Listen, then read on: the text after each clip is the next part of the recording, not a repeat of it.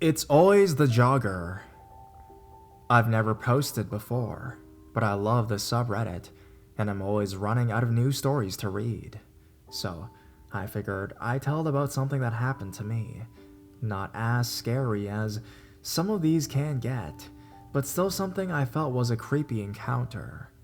I used to jog at a track behind our local high school after work. One day it was getting a bit late in the evening. It was the end of fall and the days were shorter, and I decided to go anyways, despite the impending darkness. I thought if I took our dog Blue, it would be a little added comfort. She is a half-blue heeler and half-blue tick coonhound, a long-legged 65-pound dog with a definite mind of her own. I get to the track and see that there is only one other person, a woman, there. Not too unusual as I live in a pretty small town. I'll try to describe the track to you. It's a mile all around, oval-shaped and split in the middle by a small road. One long side of it faces our high school football stadium. The other long side faces a dark road that leads to some suburbs. The left half of the oval has a softball field in it, and the track passes through a slightly wooded area. The right half has a soccer field in it, and a tall, long wooden fence separates the track from a neighborhood. I figured I would at least do something smart and avoid the left side of the track, the one that passes through the wooded area, and just stick to doing laps around the side with a tall fence. Things are normal at first. The woman and I nod our hellos, and I start to jog with Blue by my side. But after a few laps, Blue starts to stop abruptly when we come to the tall fence.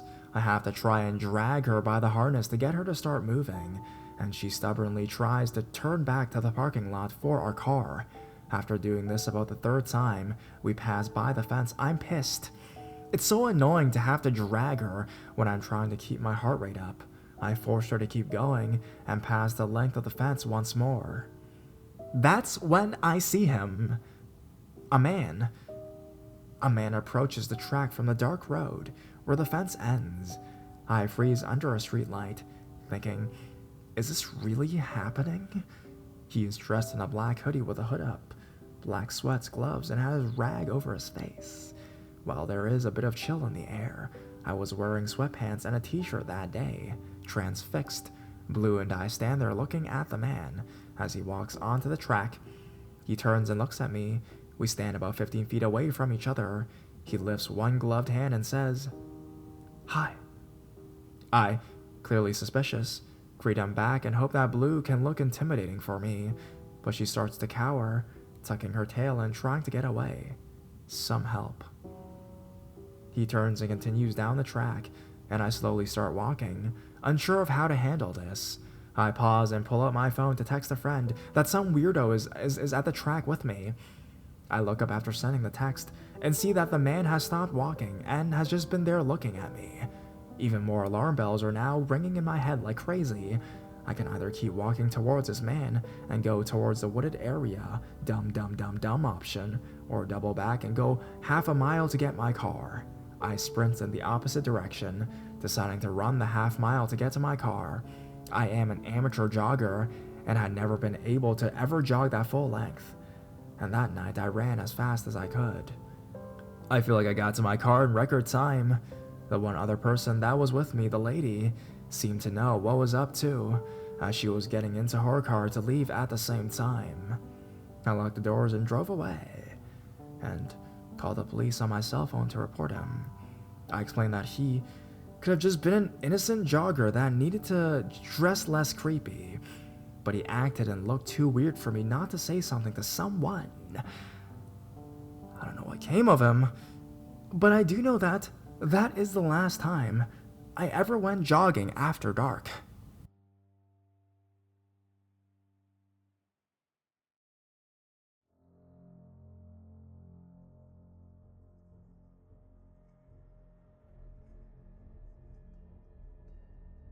Training for a marathon. I'm going to share one of my mom's scary encounters that she experienced back when she was a young adult in the 80s. My mom and her friend Kim had decided to sign up for a marathon, despite never running one or being very athletic in general. To prepare for their marathon, they would meet at a park that has a trail that circles around Cheddar Lake, after work and train. Important to note, the trail they took had really large stately homes nearby that surrounded the Lake of the Isles, which Cheddar Lake is connected to. Now, by the time they both got off of work, it was around midnight or so, and it was a hot Minnesotan summer's night. They still were dedicated to getting in shape for this marathon, no matter what, so they started to jog along the path that went around the lake. After a bit of jogging, my mom noticed that a strange man was following them. He was dressed in a heavy parka with the hood pulled up so they couldn't see his face. They thought it was so odd that someone would be wearing a winter parka in the middle of a hot summer's night. My mom and her friend were trying not to freak out when they also noticed that the parka-clad man would speed up when they sped up. To make things even worse, another parka-covered man appeared in front of them. The man in front would move in on them when they slowed down, and if they sped up, the man in the back would speed up behind them. So, the men were closing in on them. To me, I've always imagined from the way my mom describes it, the men's movements were like a song action from a handsaw, back and forth, back and forth. Thankfully, the trail came to a bend, which my mom and her friend sprinted to get out of the sight of the men. They sprinted from the trail to the road. They ran across the road and hid behind the large, stately, almost mansion-like houses. They ran from house to house, hiding from the men, until they finally made it back to their car.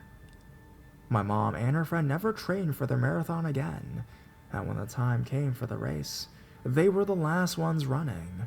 They were so embarrassed by how horribly they were doing.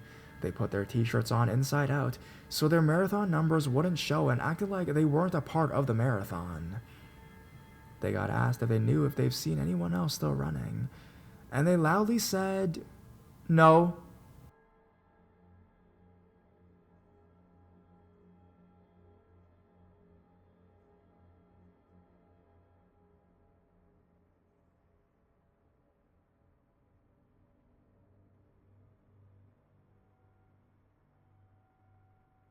Running for my life.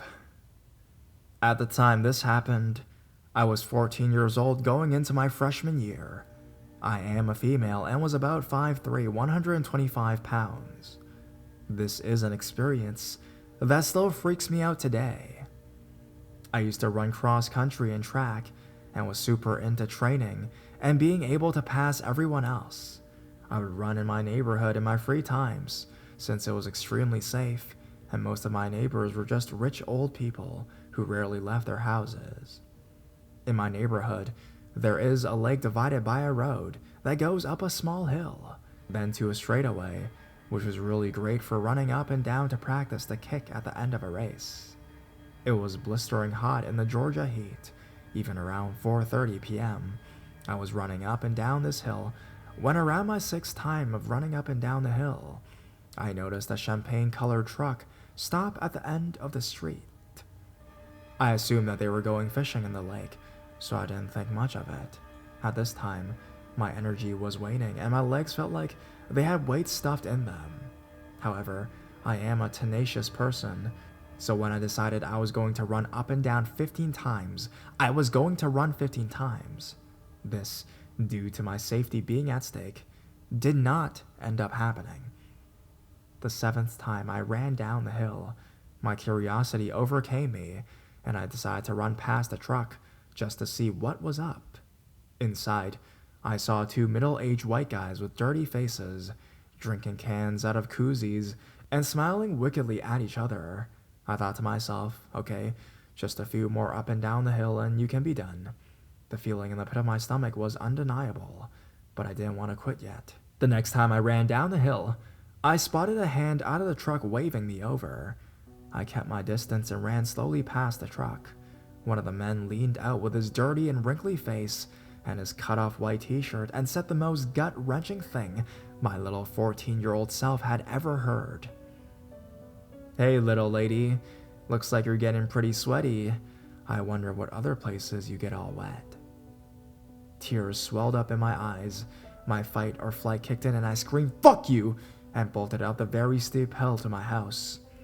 Halfway up the hill, My adrenaline keeps me going, but my legs are in pain from my workout. I hear the audible rumble of the truck starting up. I'm screaming and crying as I run my way up the hill, but like I said, my neighbors are all too old to venture into the hills of my neighborhood. I was losing hope as I reached my house and realized no one was home. My house has huge windows in front and the sides. I had no idea where to hide, where I could still see the guys. Nevertheless, I sprinted inside, locked the doors, and screamed. I was so frustrated, I was so petrified. And as soon as my feelings were overcoming me, my adrenaline was forced to come back into play when I saw the truck slowly moving on my street. I dug behind my kitchen table and then bolted out of my side door and through the woods to make it to my friend's house.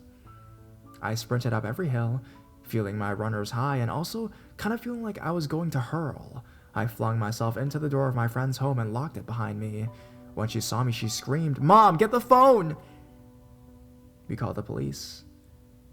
And to my dismay, while looking out the window, I saw the truck slowly driving by the house, windows down and looking for me.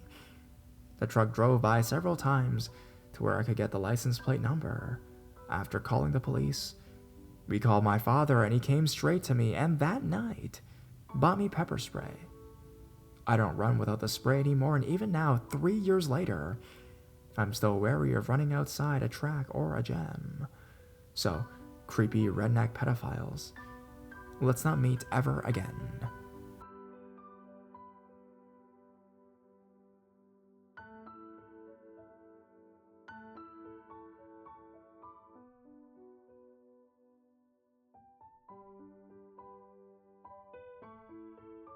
Don't jog alone. This happened to me about a month and a half ago. For some context, I enjoy working out 4 to 5 times a week. I go to a CrossFit gym that is relatively small, so the warm-up rounds are usually done outside.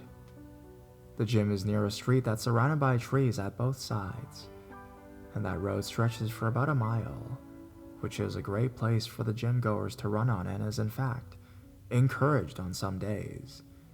I'm also a short female, and I don't really look fit since I'm on the chubby side. This, however, always gave me a false sense of security, since in my head I didn't look like the traditional standard of beauty. Therefore, I would not be a focal point for any creeps. Clearly, I was wrong. I got to the gym this morning. When I read the routine on the board, the warm-up said we had to go down the previously mentioned road. It was actually a pretty warm and sunny day, so I decided to go and just do it.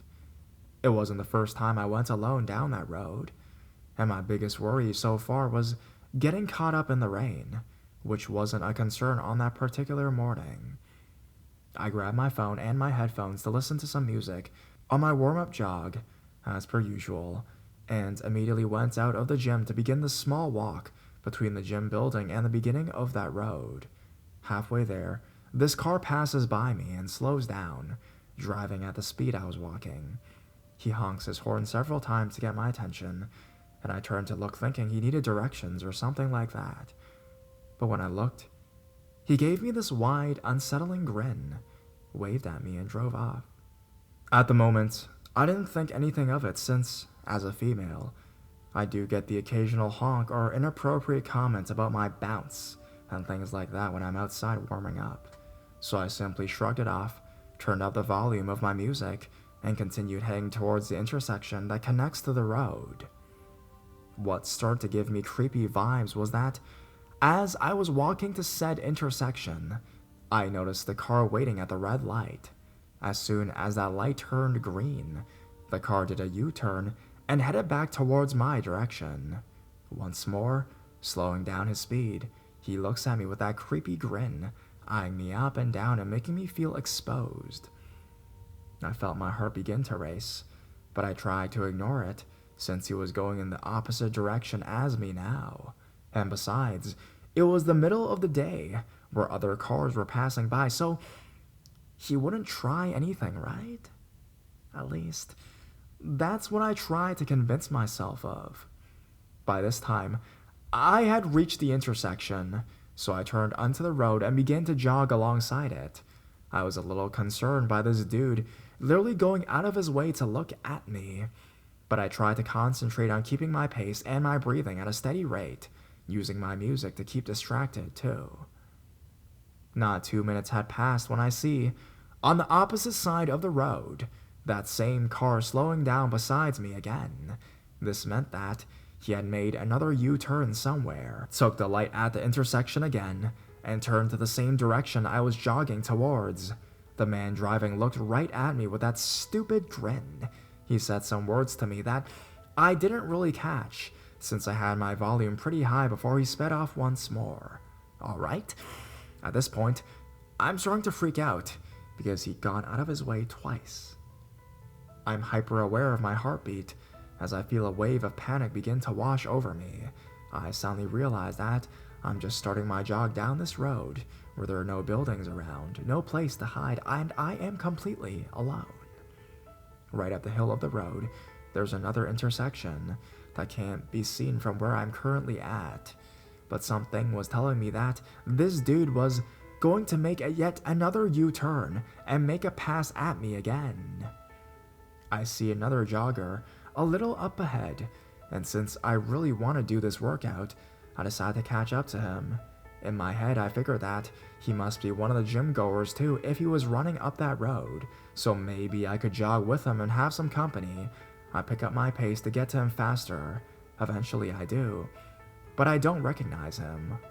Remember, my gym is rather small, so the faces get pretty familiar rather quickly.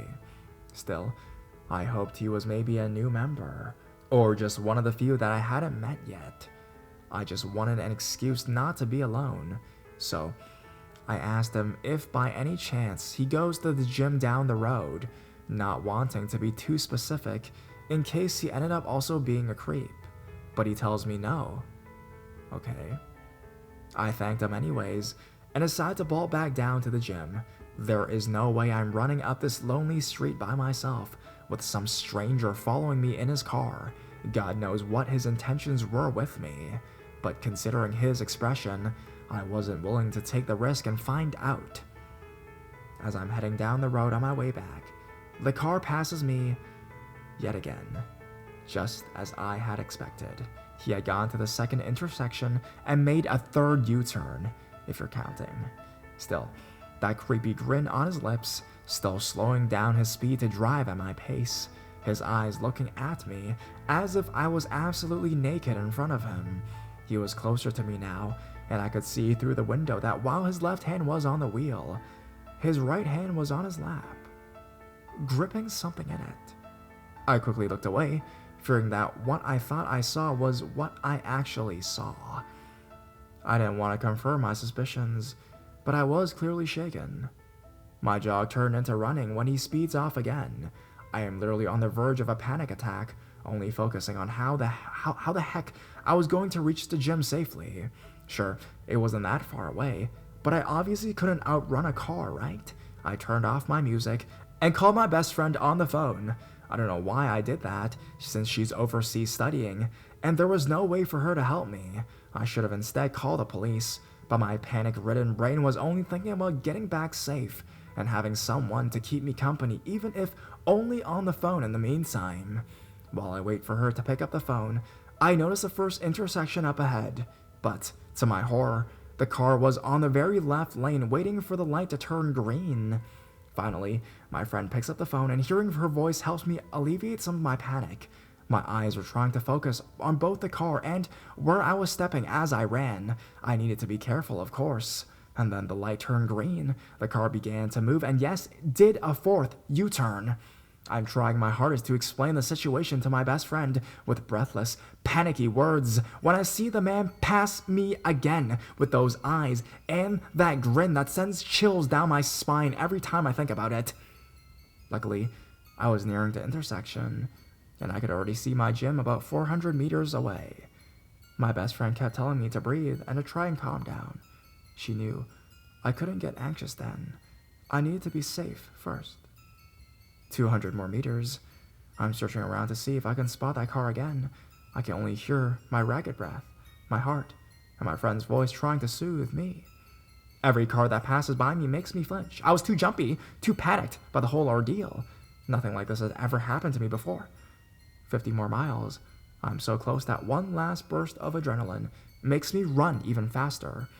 I finally reach the building and climb up the steps to the second floor, where the gym is, and I burst through those doors. Finally, I made it. I was safe. My body begins to relax as soon as I entered into the familiar, comforting space. My adrenaline was crashing fast, leaving more room for my anxiety to settle in. I tell my friend goodbye, since I wanted to tell my coach about the situation, and quickly hang up the phone. Before I could find my coach, however, I fell into a full-blown panic attack. I started to hyperventilate. My body was shaking so badly that I collapsed into a ball on the floor and sobbed uncontrollably, not caring that everyone was watching me. All I could do was try to reassure myself that I was now safe, and that everything would be all right. But I'm never going down that road alone again.